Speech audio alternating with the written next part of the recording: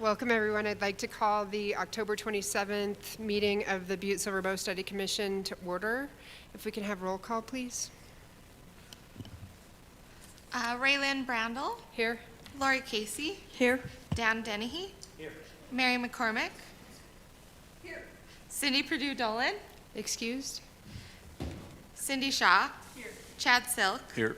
Matt Steppen. Here. And Ben Thielen. Okay, if we could have the Pledge of Allegiance and prayer.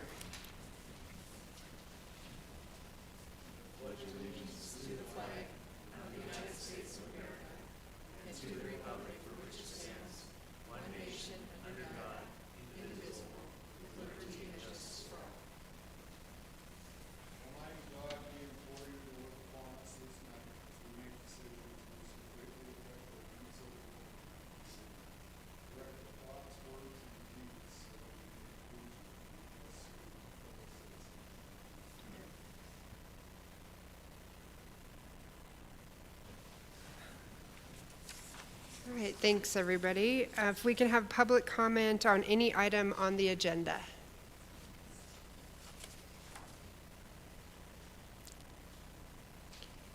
All right, hearing none, I'd have public comment on anything not on the agenda, but within the jurisdiction of the Study Commission.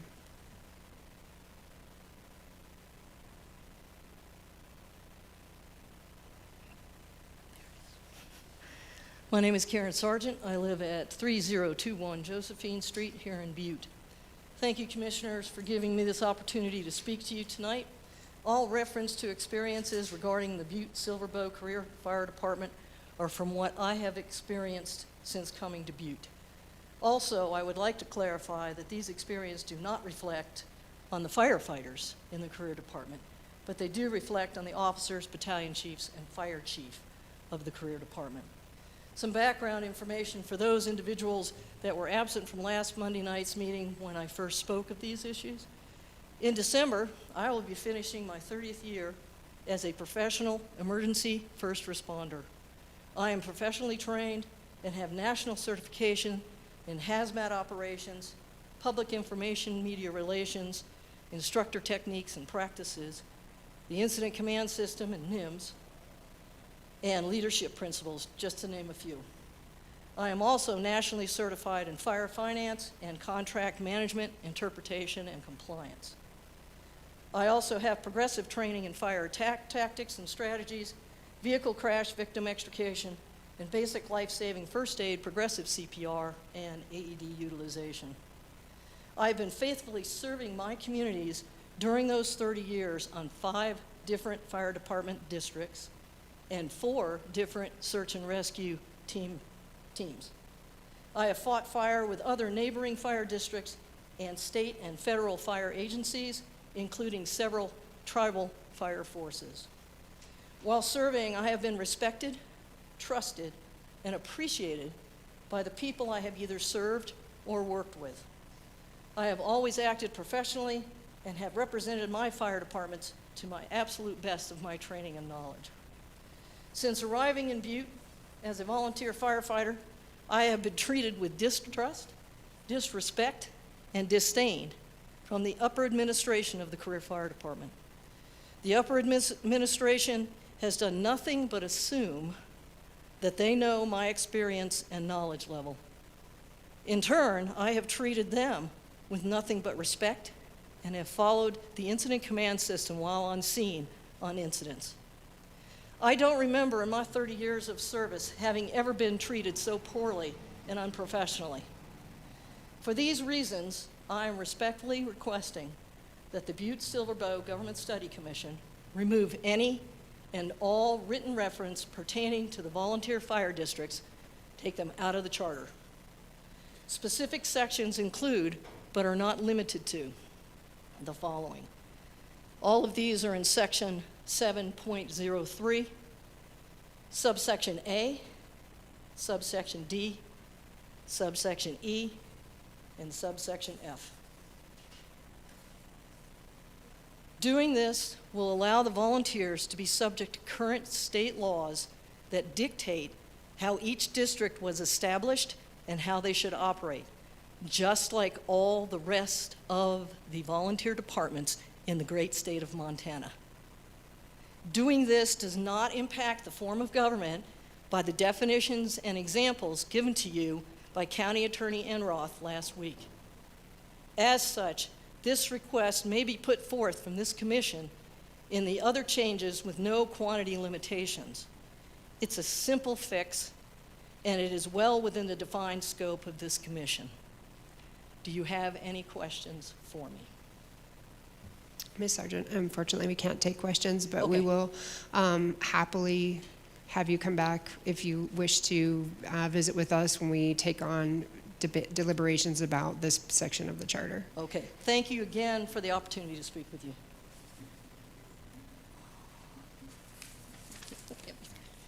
Any other public comment on anything not on the agenda but within the jurisdiction of the study commission? All right, hearing none, I will move on to approval of the minutes of the meeting held October 20th, 2025.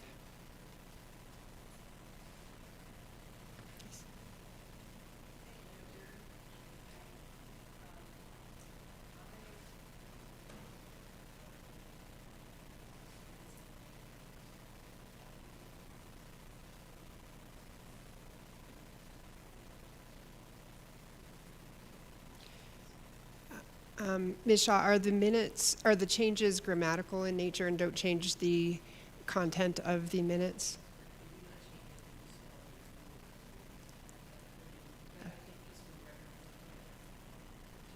Okay, so misspellings and a couple of grammar changes. So the motion is to approve the minutes with those changes. Is there a second? Mr. Thielen seconds. All in favor? Any opposed? Motion carries. Thank you for approving our minutes. So our correspondence and study commission update. Ms. Boyd, do you have any for us? Nothing new tonight. All right, from the chair, I did send a draft of potential deliberation dates, with tonight being the first, taking on city manager and chief executive.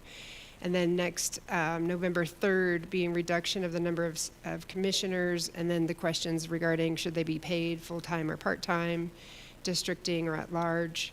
November 10th, being fire departments and possible changes to the language in the charter that could help. November 17th, possibly taking up neighborhood councils. Propose that we take Monday, November 24th off for the Thanksgiving holiday.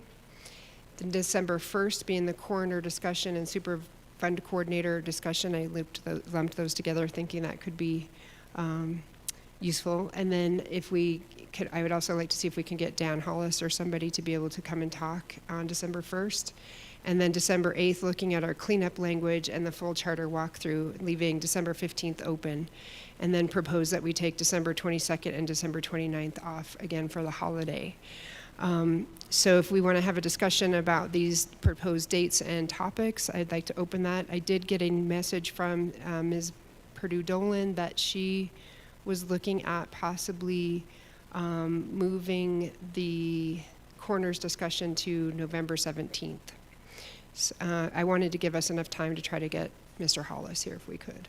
But I'm open to moving it if that works for others. But anyway, if we can kind of discuss and look through that that general outline, that would be great. And then secondly, with that business is the idea of having workshop sessions after we decide where we're going, workshopping language and workshopping what goes into the report. So with that, I will open it to you all.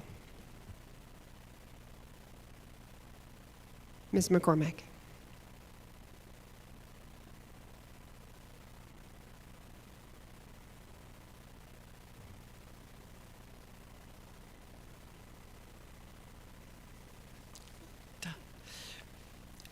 Thank you, Madam Chair. I like that schedule. It works for me.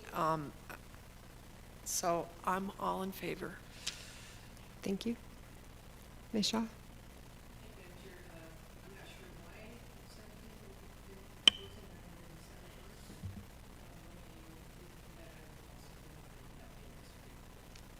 Thank you.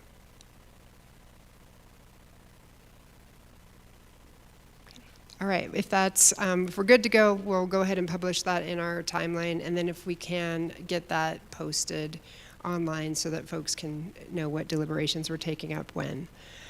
With the idea of workshopping some of this language, if we could open up that discussion, please.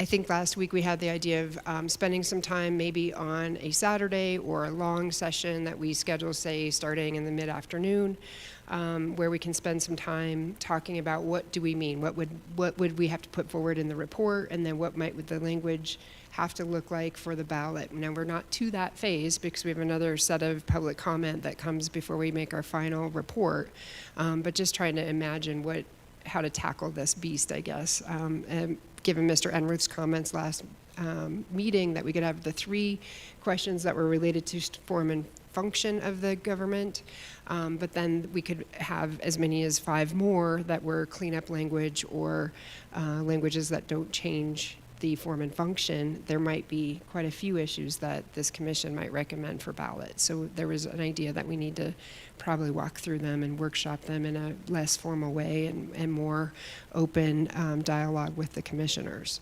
And I thought that was an excellent idea that was put forth. And so just wanted to entertain if we're up for that, or if we'd rather do it in chairs like this and keep moving Monday nights. So it's up to you guys. Mr. Steppen. Thank you, Madam Chair. Question or maybe a suggestion. Is this something that we intend the entire group to be involved in, or is this something better charged with a smaller group of us that can coordinate schedules and be charged with crafting the language? I think it's a good idea to have as many of us in the room as we can. They would be public meetings, of course. And then once we get to, I would say, the outline, then moving from the outline to the writing, that could be done by subcommittee, I would think. But I, invite other people to weigh in on that. Maybe those of you that have done these reports before can tell us how it goes. Madam Chair, in Unit 6 of the information that MSU local government study component, their help to us, it's a whole unit of what the final report components look like and what the county final reports look like. They have final reports in terms of language. They have amending the plan of government. They have a whole litany of information and templates that could help us. And I think in terms of how you have segregated the meetings from today and forward, we can have that discussion in a larger group, but I would not mind to have a subcommittee to take a look at the language that is proposed from MSU and to work with that and to submit it back to the entire study commission in terms of what our deliberations were and the specific language that we have come up with, and have that discussion with our colleagues, and to have a vote on whether or not what we have done in a subcommittee is appropriate, and having that discussion. I mean, if we're going to, this is going to be a long process, and I think what we can do is kind of separate and conquer, divide and conquer, I guess, and have those sort of recommendations back to the entire commission and have that discussion with the commission. I'm just looking at Unit 6 now. I pulled up because I thought we're going to have some of that discussion. It's quite a task, and there's plenty of templates that we can use, and the language has to be pretty fairly easy to understand. So, and there's like appendices A through D, like establishing existing town or governments and what the form of the ballot's going to be look like. And I think if each one of us took what we're going to discuss in the next few months and broke those down into, manageable informations, we can make that happen. And that study commission, the entire study commission, will be a long and process to review it and to change it, of course. That's going to happen, and go forward from that part. That's just my suggestion. Mr. Dennehy, I want to make sure I was following. So you would recommend that we go through the schedule of deliberations as we stated. Once we've deliberated on a topic, there could be a subcommittee that takes that deliberation and Right. choose it for the purpose of the report, bring that back to this whole body to vote on as, yeah, this works for the report or not. That's correct. Thank you, Okay. Chair. Ms. Casey? Thank you, Madam Chair. I would agree with Dan. I like that format, and then I think it would be up to the subcommittee of when they wanted to get together, because I think some of this can be done simply through emails or sharing the documents online through the OneDrive. I don't necessarily know that we have to meet on a Saturday or that, but I think it would be up to the subcommittee of how they want to get together and do it. Other thoughts? Ms. McCormick? I agree with Dan and Lori. I think that would be the best approach, instead of worry about having a public meeting and having to post it and do all that stuff. Certainly, we will, as a group, in our meetings, in our regular meetings, we'll be deciding the key issues, and then it'd be great have the subcommittee flush that all out.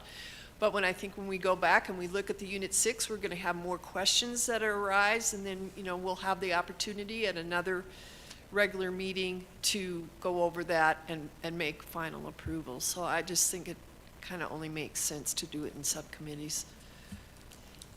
Ms. Shaw?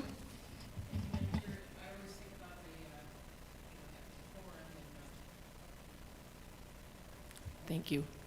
Whoa, there I am. Not having a quorum, and even the just a whiff of impropriety about having too many people online, kind of deciding, talking about things which the public might want to hear. I don't know how we can do that, and I totally agree. Otherwise, I mean, there's a lot of logistics involved.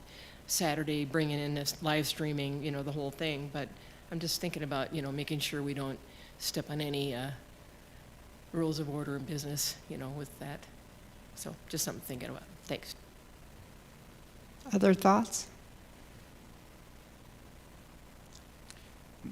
Madam Chair, Mr. Denny? Madam Chair, I'm sorry.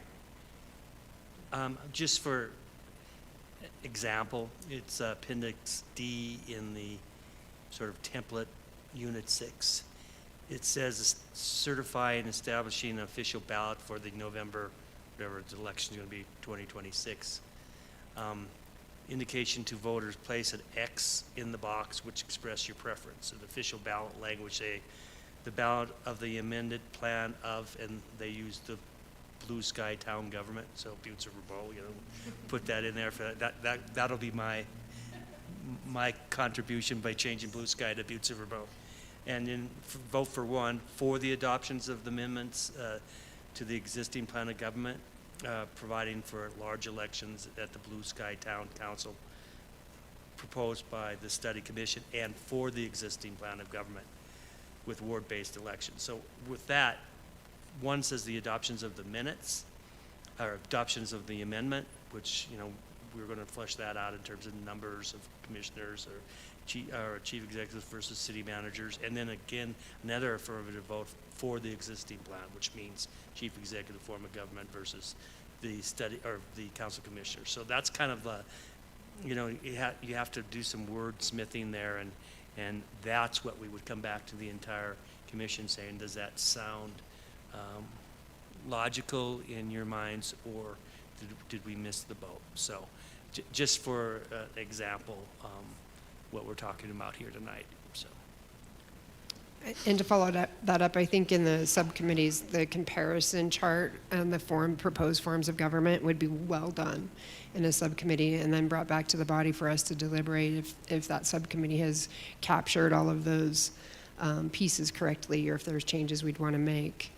Other thoughts to workshopping? Mr. Thielen. Madam Chair, just kind of curious, Cindy said something about the air of impropriety. Is that going to raise any feathers or issues with the public, with the subcommittees? and then everything that transpires there is going to have to come here. So I just don't want to get anybody in any hot water, that's all. Ms. Casey? Madam Chair, I think the subcommittees would be less than 5 to not have a quorum, but I think Ben hit it. Anything that the subcommittee comes up with comes back to this full body for an official vote at a meeting where we have an agenda and it's on the agenda to vote. So I think that transparency is there. It's just working the language out within, similar to what we did with the timelines and some of the other stuff that we have done so far. That has all come back to this commission to vote on as a whole. So I think as long as we work in those terms and bring everything back and post it properly, I think we would be fine. Mr. Silk, and then I'll take you, Ms. McCormick. I agree with Ms. Casey, especially going back to the committees that we were on with, either forming the questions to ask the department heads or the timeline, that both of them, which we have switched and we have amended. And I mean, I think one of the ways that we're going to be most efficient is delegation through this process and having it come back. And I appreciate Cindy and Ben's thought about, transparency and all that, but coming back to this body and answering the questions that anyone can come up and ask at any time, I think allows for that transparency to happen and it allows us to be more efficient. So I am in favor of that. Ms. McCormick? Thank you, Madam Chair. I was just going to say, I do like Lori's idea of workshopping online. And the only thing that we have to be careful of is that you're just working with the subcommittee members. You're corresponding, you're sending out your comments to the subcommittee members only. You're not CCing anyone. And if we just work within those guidelines, I don't see anything wrong. And it certainly seems like a really efficient way that we could get a lot of, because we have a lot to accomplish. So I'm all for it. So in thinking about the process, if we bring the issue like tonight, we want to take on chief executive versus city manager, we complete our deliberations, the bodies, we'd like to bring that forward to the public. Then the subcommittee would break up, do the work of getting the report ready, come back, and we would vote to affirm their piece of the report. Do I have that correct? Ms. Casey? Madam Chair, I'd just add that when we decide or vote on what option we're going to bring forward for the public, that we also maybe list our pros and cons so that the subcommittee has that. So you're not creating them for the group, but I think as we're voting or that, oftentimes you do say that when you're saying I'm for a city manager because I think it brings continuity. That's a pro on it versus, and so I think we could do that in our deliberations when we're discussing. That helps the subcommittee form the report and the spreadsheet. Okay. Mr. Dennehy, do I need to vote on this process? I think it's advisory to the commission. I don't think there has to be a formal sort of vote. I think we all agreed that the schedule that you put out there is an effective and efficient one, and I think that's all we need to do in terms of that. We can decide organizationally wise anything we want to do in terms of subcommittees. Just those people who are interested in those subcommittees are important, and make sure that we have not a quorum so that we can't discuss these things without having a public meeting. Okay, so that said, we know tonight when we go through our deliberations, we need to give our pros and cons. And I want to remind us too that this is to prepare our interim report. There will be another set of public hearing and another set of public outreach. We might change our minds between now and the final report. So I want to keep saying that for the record to remind all of us and remind our constituency that's listening that, just because tonight we decide this is what we want to do, or we have a thumbs up, it might not be that way as we go forward. Thank you all for deliberating that. I appreciate you. The next unfinished business item was the party line, which is going to be Wednesday. So, and those of you that are going, remember who's going? Very good. Okay. And then we have our op-ed update from Mr. Steppen.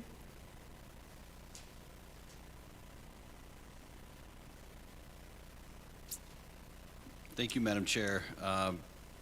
From our last conversation, I did make some small revisions to what I had sent before that I emailed today, but printed a copy for everybody to look at.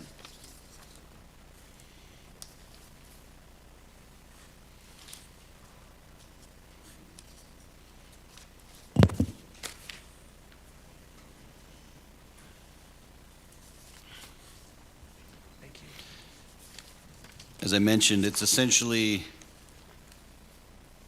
this very similar to the version, I think version number 1 of the 2 that I sent last that talked about our potential to extend the timeline on establishing our initial report. The only change to this is that has been approved by this group, and so this op-ed doesn't talk about the potential for extending it, but that we made the decision and why, along with a reminder of how the constituents can talk with our group. Or essentially, the charge is, and the explanation for extending the timeline is to try and gather more public input as we tackle these difficult topics. And then at the end, it references how the public, the many ways the public can be engaged in the conversation. So I'd invite, if not today, maybe after the meeting, to review and provide me any feedback so that we can, if we're happy with this draft, get it to the Montana Standard for the next run. Questions for Mr. Steppen?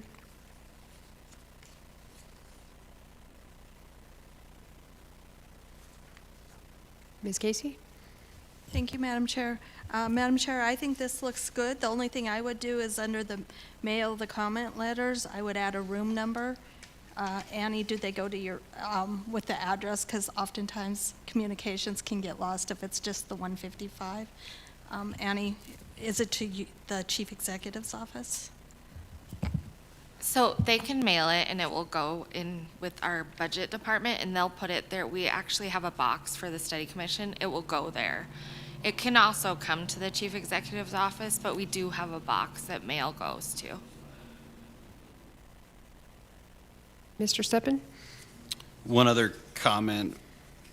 I've referenced in here that we've received north of 300 responses to the public survey, the community survey. Is that accurate? Is that something that Ms. Smith might be able to let us know?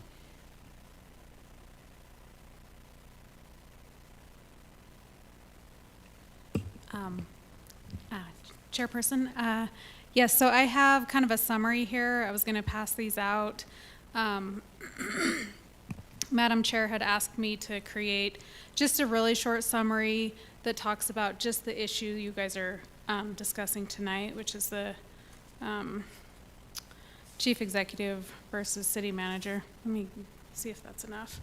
But to your question, Matt, we have 419 responses to the community survey to date. So you might change that to over, however you want to state it is fine, but there's 419 as of today. And with that online survey, if you remember, there's about 8 questions that are open-ended. So if we add all of those up, there's over 1,900 individual responses to those open-ended questions. I mean, I think the 419 is the number you're looking for. And then there were also about 60 comments that were handwritten at our listening sessions. So hopefully that answers your question. And then I tried to just keep this brief so you guys could go through it as you're having your work session tonight. These are just summaries of the questions that were related to, again, the chief executive versus city county manager question. So with those responses to date. Did everyone get one? I have one more. Okay. And any, yeah, go ahead. Mr. Steppen? Thank you, Madam Chair.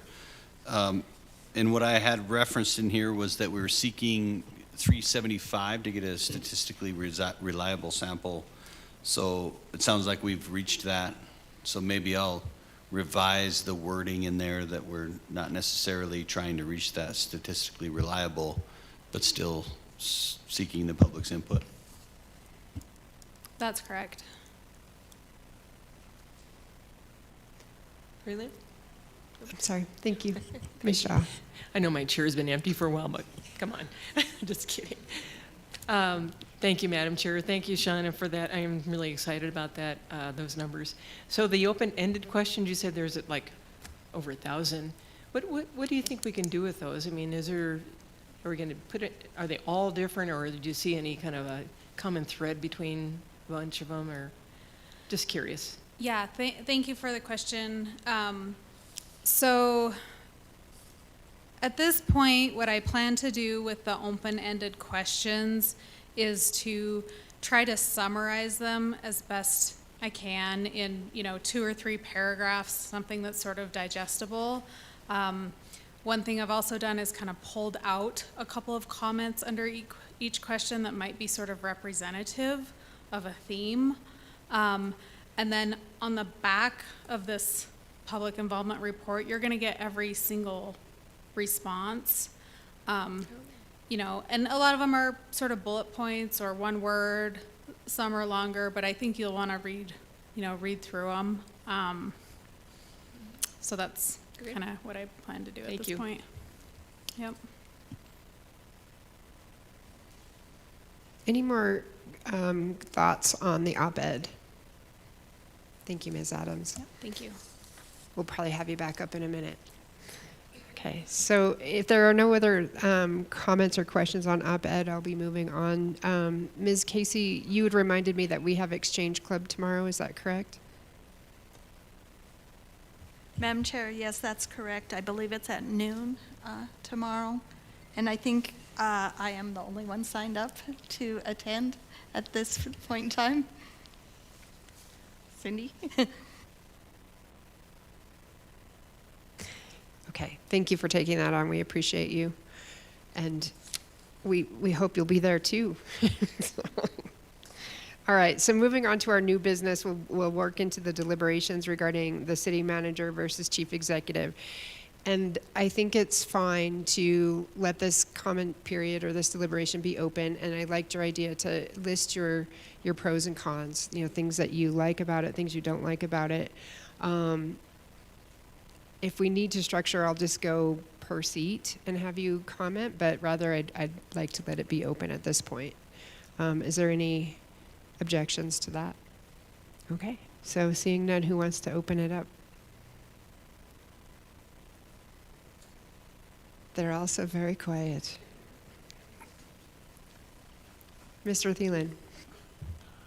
I'm all in favor of changing the current form the way it is. I think a city manager would serve the constituents of the Silver Bow way more than the chief executive is at this time. Thank you. Mr. Dennehy? Madam Chair, first of all, I think this is an important ballot issue that should be on the ballot, and having the voters decide whether or not, as been said, a change of form of government is necessary in terms of changing that form, right? So there is a city manager or the continued form of government, which is the chief executive and council commissioners, which we might be changing too. In terms of the pros of the current form of government, I'm a big supporter of tradition. I'm a big supporter of the balance of powers. I'm a supporter of having one branch of government not over another form of government.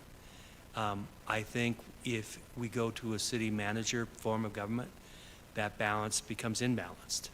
It becomes not the decision of the voters, but it becomes the decision of the council commissioners. And that's why we have a strong chief executive government with a strong council commissioners government. For me, I think having that sort of dichotomy of having the voters decide who the chief executive is an important one. I think it's important because the framers said it was important. I think in federal government or state government or local government, that change or that balance of power is important. When we change that in terms of the city manager, and I get that whoever is the city manager, he or she will be very professional, will have the credentials, will have the experience, and will have to go through a number of steps through the Council of Commissioners to be appointed to that position. For me, it's just,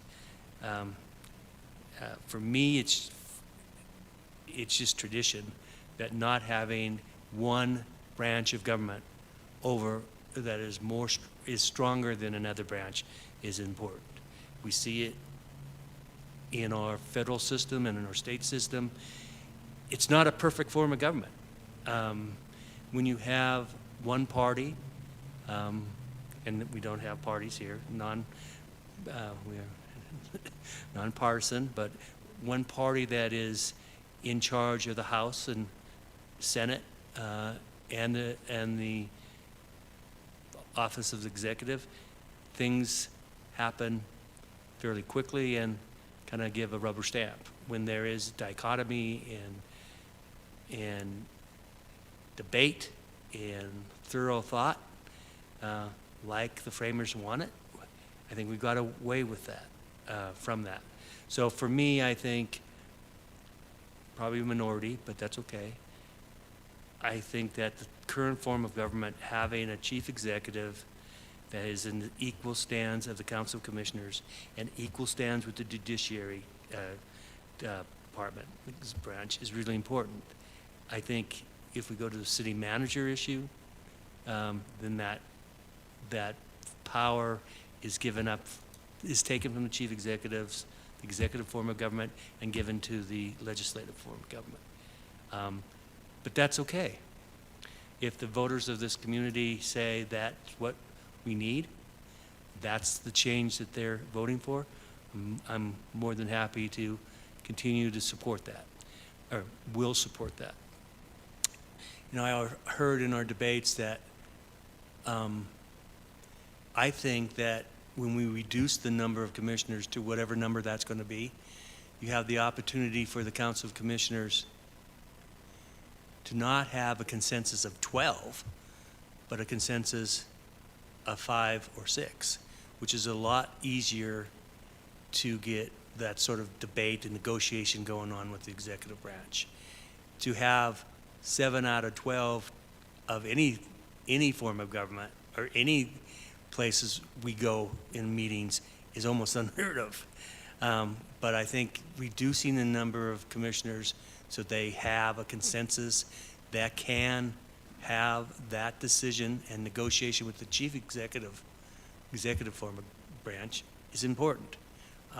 I don't think that giving a rubber stamp with the 5 commissioners or whatever the decisions we're going to make, whatever number that might be, saying they have the authority to appoint the manager of this government, and they have that authority, and it's just how politics works.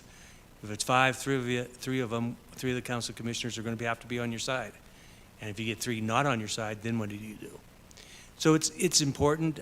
I think it's more of a philosophical question for me. I think that having that sort of co-equal branches of government is important. And so, and I know it works. It works in Montana with the city manager, but I'm a traditionalist when it comes to this decision or this issue. Is that good enough for him? I'm sure glad I started.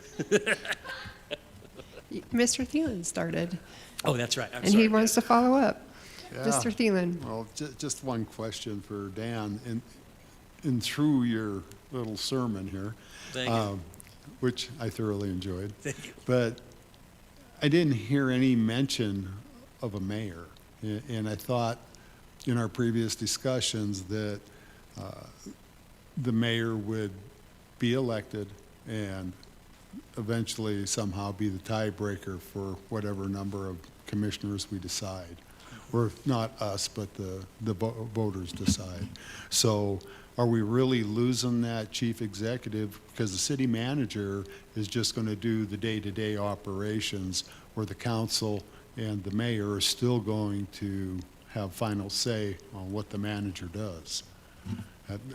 I think that's how I understood it to be. I might be wrong. Madam Chair, Ben, yeah, I think you're right. I think that's going to be a night for other discussions when we're talking about the power of the districts, the changing of the districts, the number of the Council of Commissioners, those sorts of things. And part of that, you're absolutely right, that the mayor would be, we've heard, can be elected at large, or can be appointed by the remainder of the council. We haven't really discussed that at large, but the mayors that I've seen in city managers' perspective is pretty ceremonial. They break ties on the council. And so there's different forms that I haven't fleshed out yet, but that could be an issue, and that can be probably right too, Ben. Yeah. No, you're not. Thank you. Appreciate that.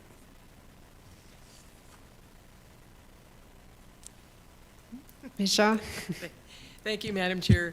I have to keep focusing on the fact that I am one vote when I go to the ballot.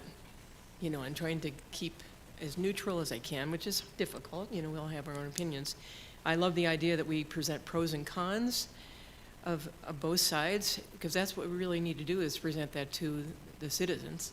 And what are you waving at me for? Anyway. And behind me. Anyway, yeah, so I would say that I like what Dan said about tradition and balance of powers. You still have an executive branch. That doesn't change. It's just they're not elected. And then I do get the kind of a nuance of a council of commissioners hiring and firing, basically setting a plan, you know, I guess, which would hopefully come from the citizens through the council. But I think a con against the chief executive, and we've heard it from a lot of people, and I just quick looked at Shanna's report, thank you. It's a huge leaning toward, you know, Yeah, absolutely. City manager.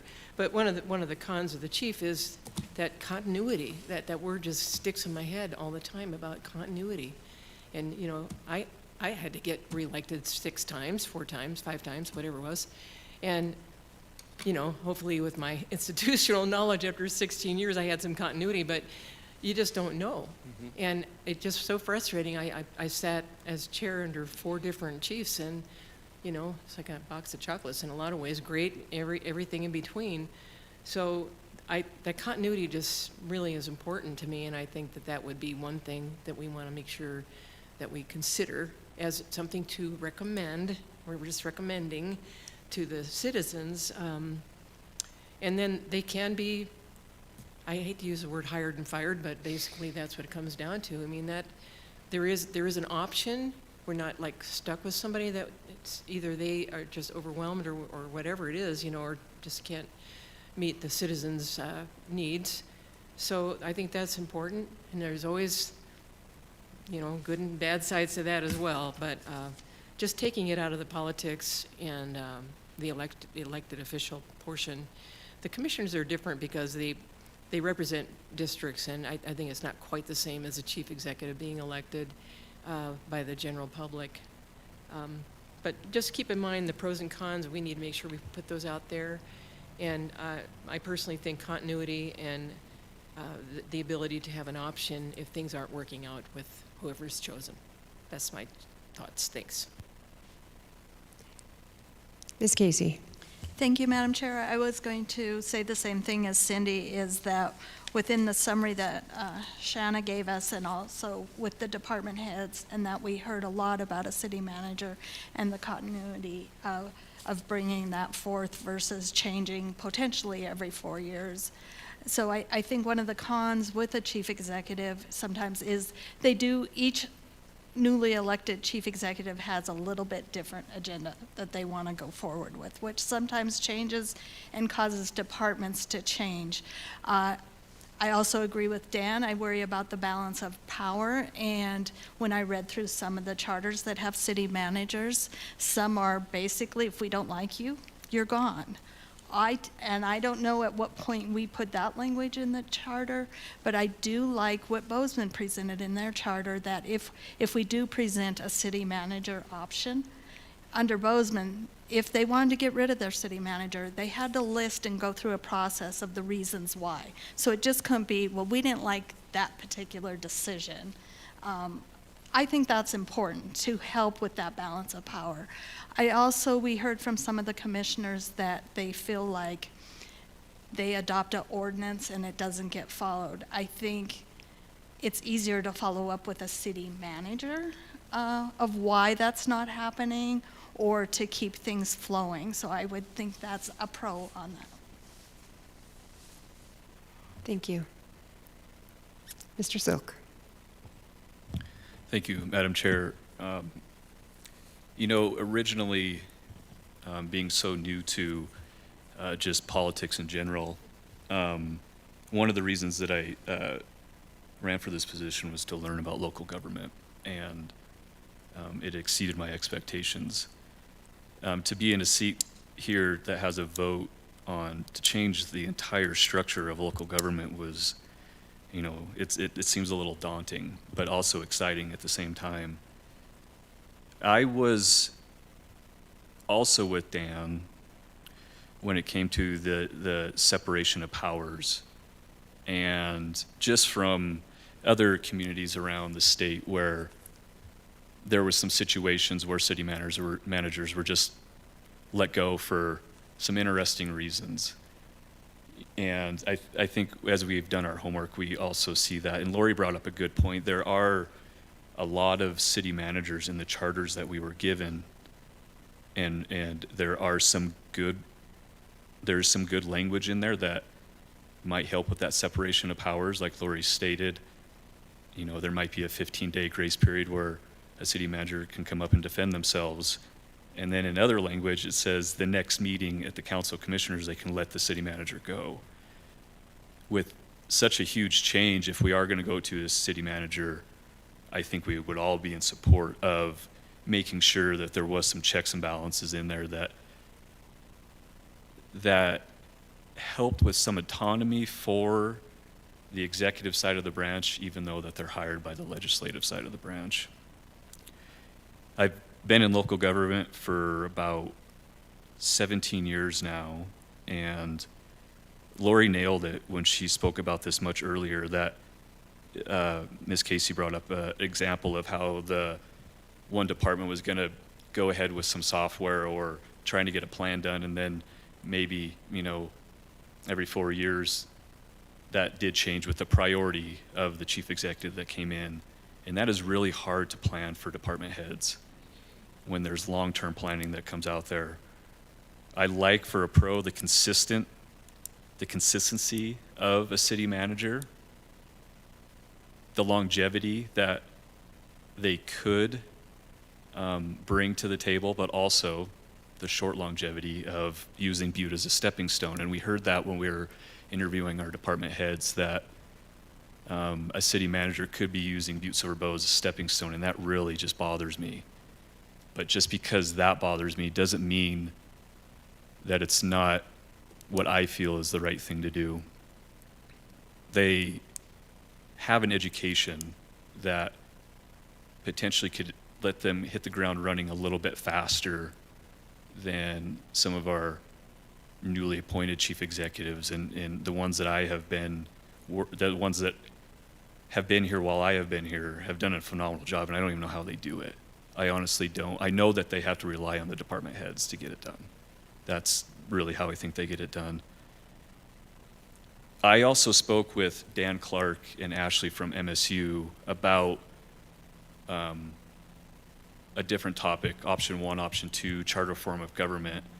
And before we got off the call, I asked them about just the separation of powers. And what their feeling on it was. And they made me feel a lot better about the city manager with the executive side of government compared to being overseen by the legislative side. I felt a lot more confident about going forward with the city manager, the way that they explained it. And I trust them because this is what they do for a living, and I really look to them for guidance. So right now, I am leaning towards the city manager. Now, with that being said, I still want to take the survey. I want to read and digest all of the material that we get, and then I'll formulate my opinion. But I believe there are more pros now than I thought there were in a city manager form of government. So thank you. Thank you. Ms. McCormick?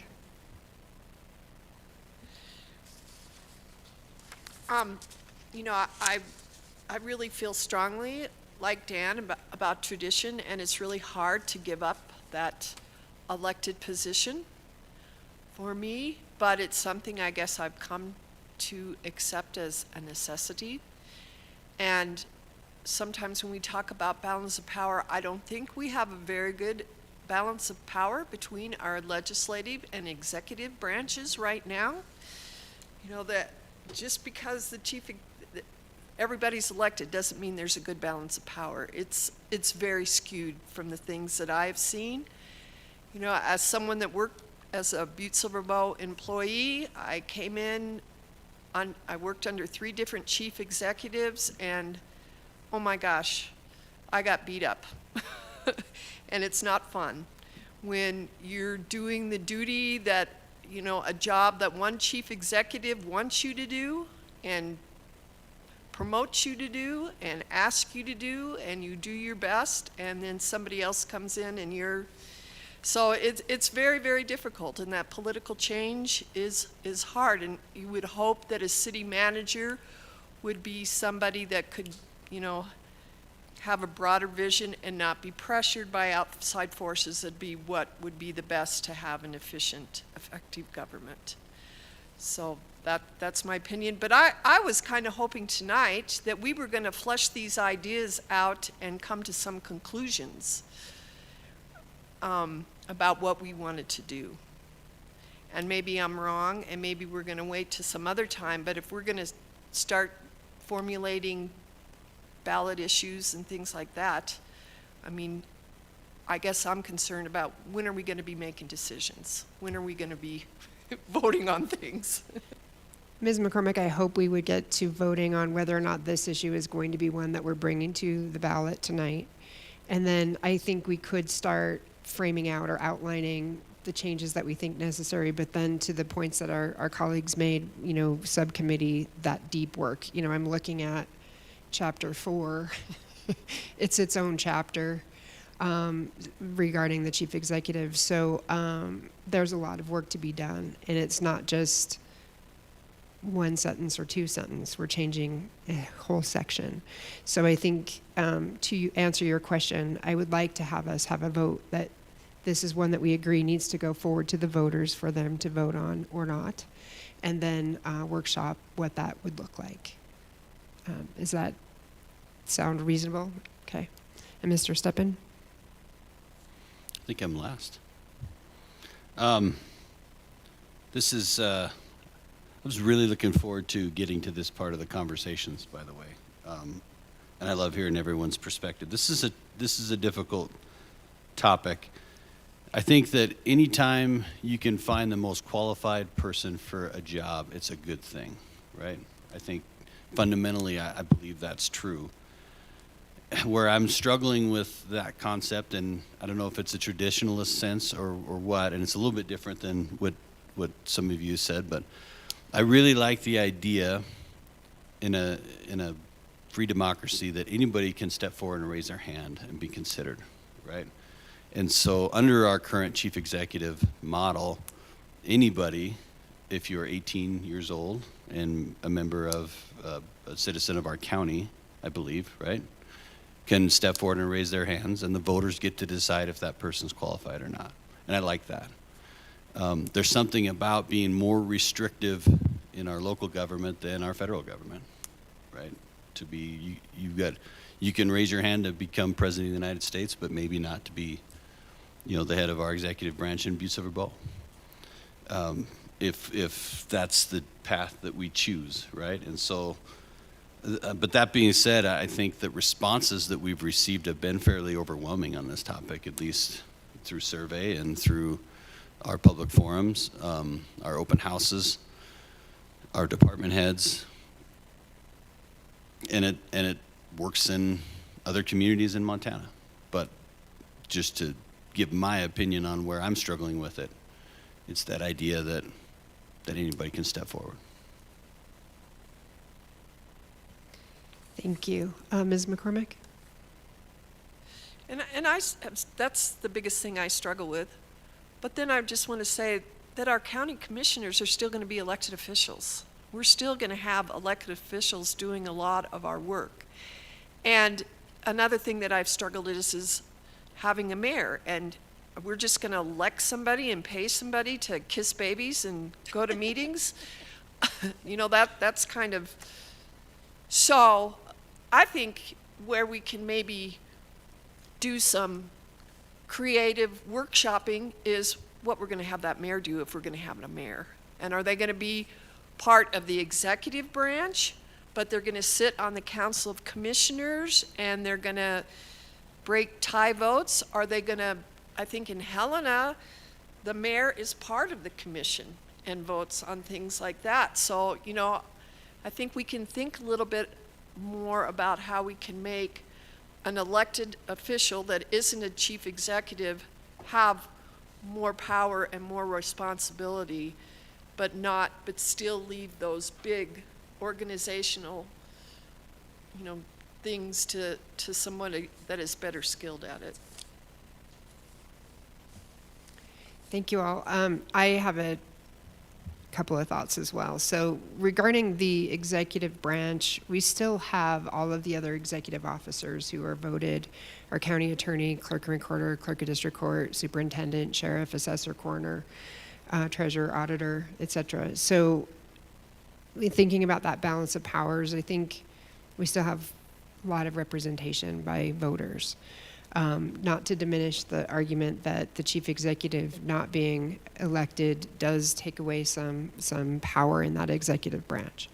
So I think we need to be deliberative and very careful about how we structure the city manager position, or how we would recommend structuring the city manager position. And to Mr. Steppin's point, I love also being able to be qualified because I'm 18 and a resident and I have passion. But sometimes our cities, need professional guidance. And I think that when we compare, sometimes comparison is the thief of joy, but when we compare, other cities are making strides that Butte hasn't. And maybe that is because of just Butte and the nature of our city, or maybe it's because of politics and chief executives. We don't have an answer to that. And then looking at our survey, we do have very strong support for a city manager form of government. And again, back to the comments that our division chiefs said, having a city manager helps them do their work. And then looking in our charter as well, we have this beautiful phrasing about having a strategic plan that the chief executive is to execute.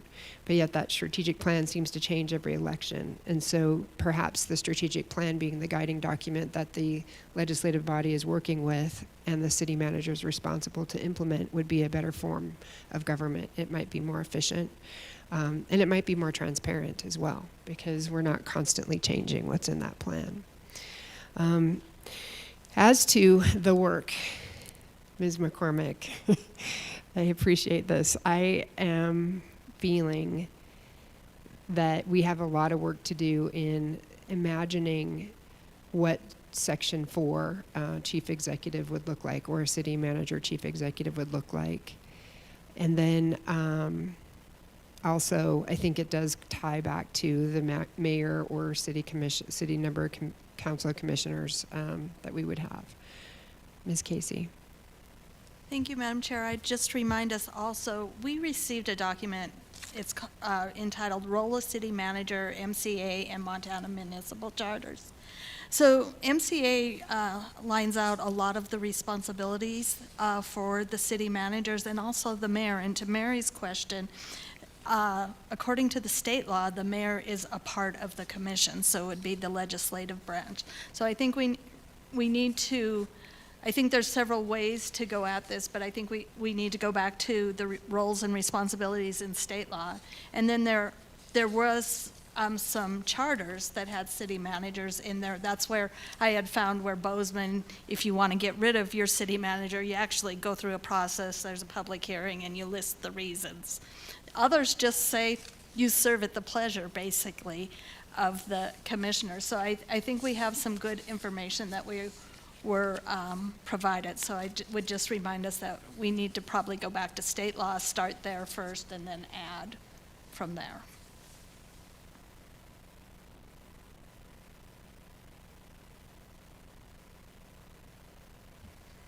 Mr. Steppen. Just a quick comment and reminder that if we're comparing other communities, we're one of the few consolidated governments. And so I think what we're talking about is a city-county manager as opposed to city manager. If nothing else, to earn some bonus points for Mr. Bander, I was not in attendance. Good job. Excellent, thank you, Mr. Steppen. Ms. Shaw.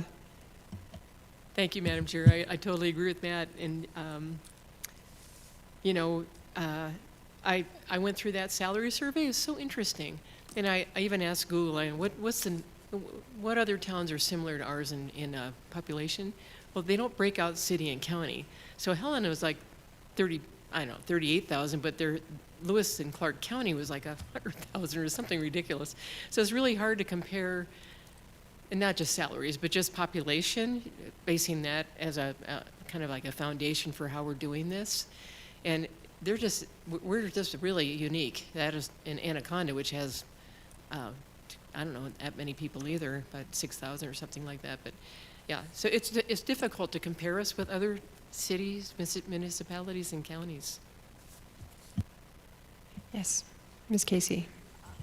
I do understand that it's difficult to compare, but when we consolidated, at that time they chose whether we are going to run under municipal laws or county laws. And we had the choice, but we couldn't mix and match.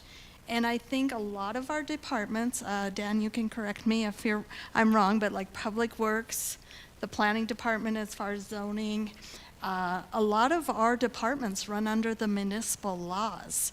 So I think, not that says ignore the county, we have to consider the county, but I think that's important to know is that we run under a lot of the municipal laws that are in the state law versus the county, because there are differences on a lot of different things that you can do.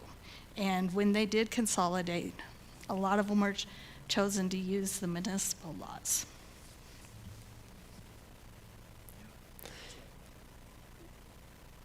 Yeah, I'm looking at, just as a point of, we've been talking about how much it might cost. That's been one of the considerations. That happens to be that Helena is looking for a city manager right now. So they have a open call, and their open call compensation is $175,000 to $205,000, depending on experience. And then they say that they are a population of 33,000 on their call. So it's just the city of Helena in which they are basing this. And then looking at our population, our salary survey in Butte with our chief executive, and if we lump our chief of staff, which was labeled as a city manager, we have 209,218 on the table according to our salary survey, just for everybody's consideration. And that, not that we get to decide about money, but it's something that we've been thinking about, I know.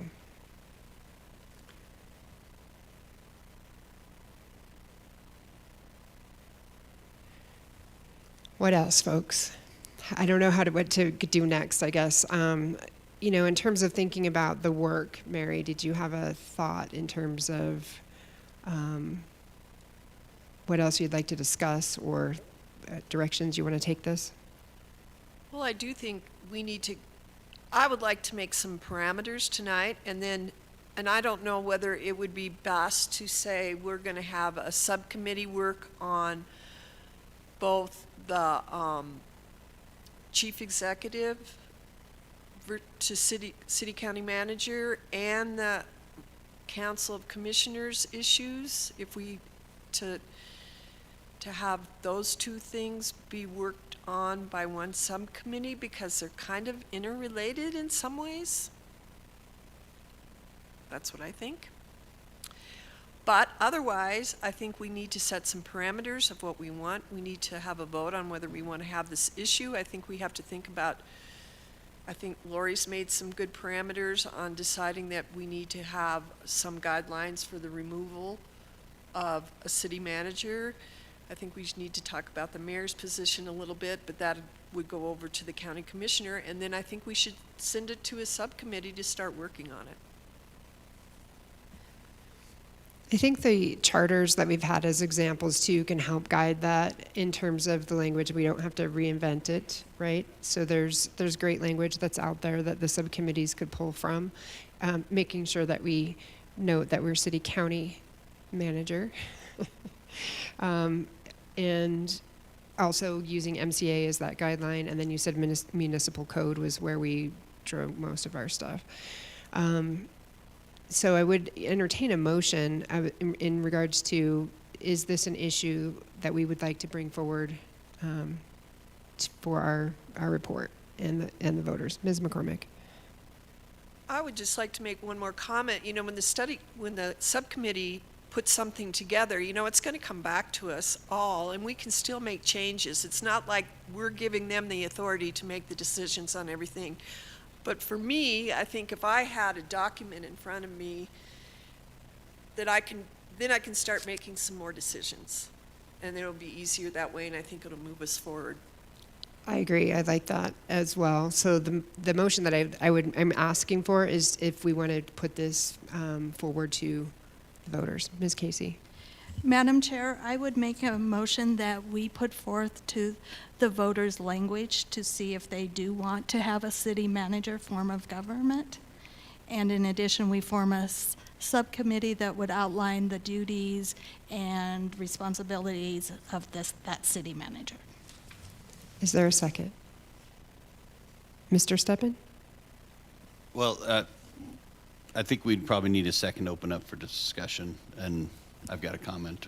Correct. So do I have a second? Ms. Shaw? Ms. Shaw seconds. And comment, Mr. Steppen? Just a thought, and I don't know if this is, because I'd bet my state salary that this is going to end up on the ballot. But knowing that we have 3 spots, is it better to make a motion that we place this conversation into the items to be considered to be put on the ballot?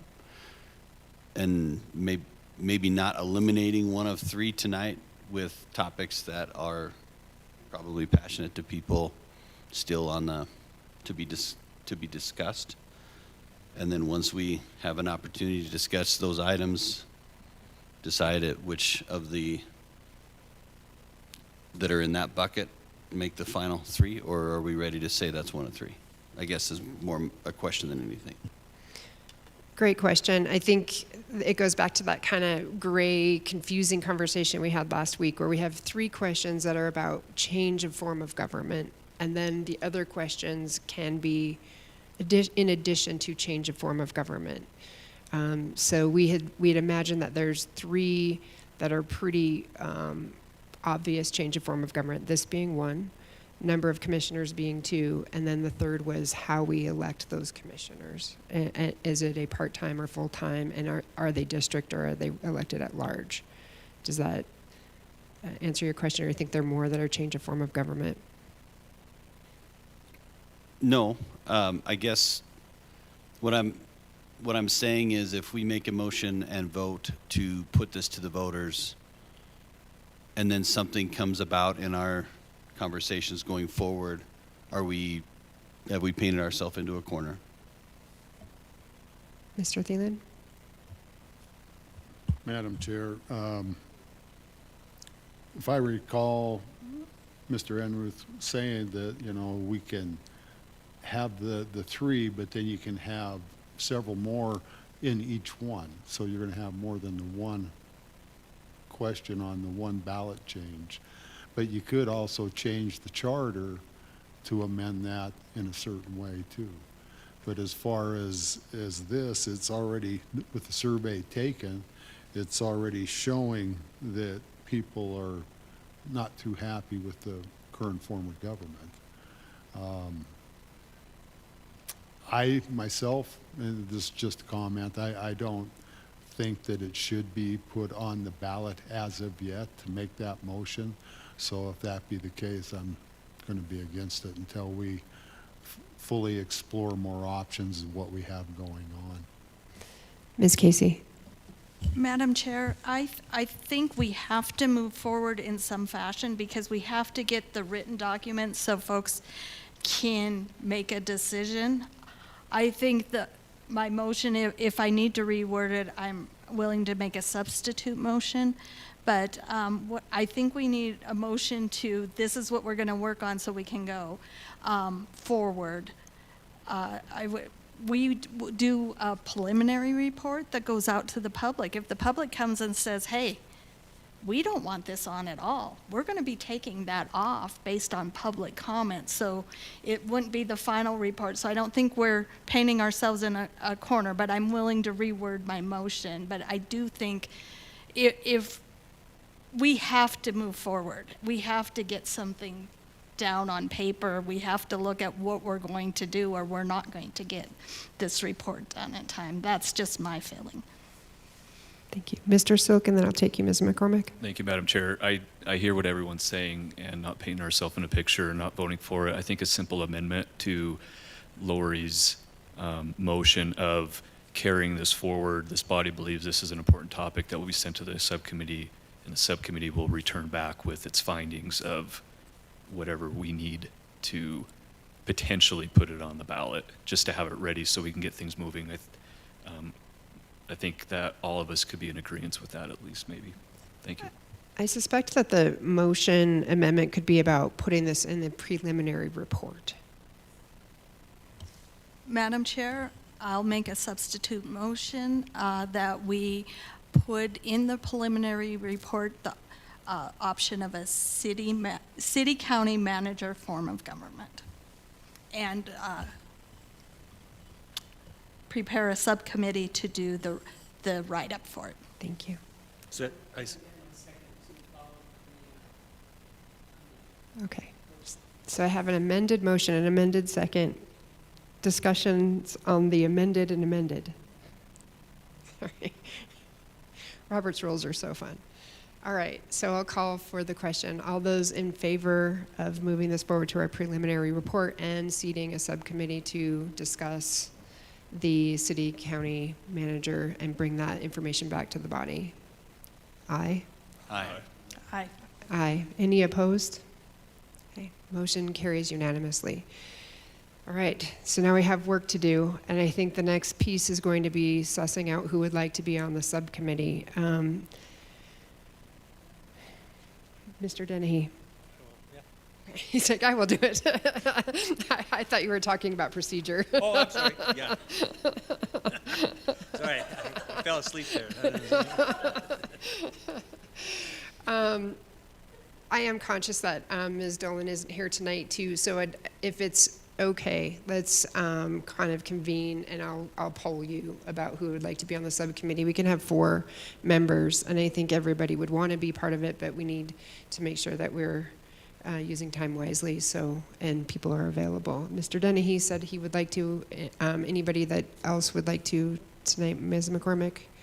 Anybody else? Ms. Casey? Madam Chair, I am not available on Saturdays, so if the subcommittee is okay not working Saturdays, I am perfectly fine. Yes, I'm picky. I'm right with you there, Laura. No, it's fair. Any other volunteers, and we can arm wrestle over who doesn't want to be on it, I guess.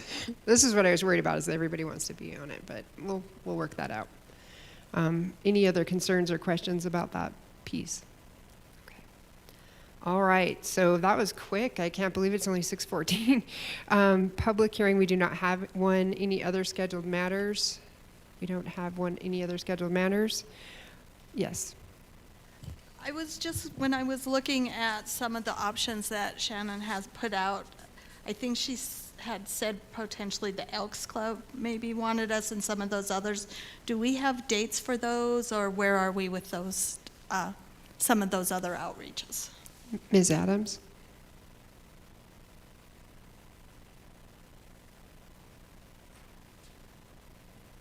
Thank you, Madam Chair, members of the commission.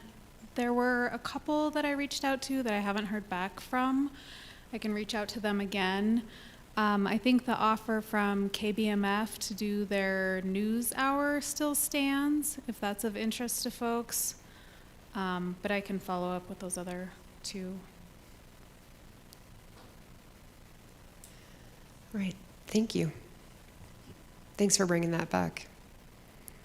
Madam Chair, next month, the noontime Kiwanis contacted me, and I said I would do that. And I don't know if it's third or fourth Thursdays of November, but I'm scheduled there too. And I think, yeah, Excellent. maybe it's a Wednesday. I'm not sure. Yeah.